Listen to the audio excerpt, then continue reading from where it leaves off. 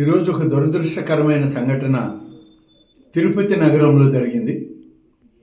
మరొక 24 గంటల్లో ప్రారంభం కాబోతున్నటువంటి ముక్కోటి ఏకాదశి ఉత్సవాలు శ్రీ వెంకటేశ్వర స్వామి సన్నిధిలో భక్తుల యొక్క తమ దర్శనార్థం ఎంతోమంది లక్షలాది మంది ఇవాళ తిరుపతి ఇవాళ రేపు స్వామివారి దర్శనానికి తరలి రావడం జరుగుతుంది.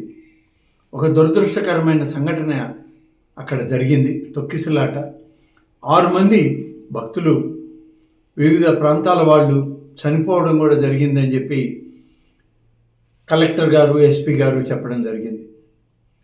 అన్ని రకాలుగా ఏర్పాట్లు చేయమని, భక్తుల యొక్క మనోభావాలను కాపాడడానికి భక్తులు అందరూ కూడా స్వామివారి దర్శనార్థం వారికి అన్ని సకల సౌకర్యాలను ఏర్పాటు చేయమని ఇప్పటికే ప్రభుత్వం, రాష్ట్ర ముఖ్యమంత్రి శ్రీ చంద్రబాబు నాయుడు గారు ఆదేశాలు ఇవ్వడం జరిగింది.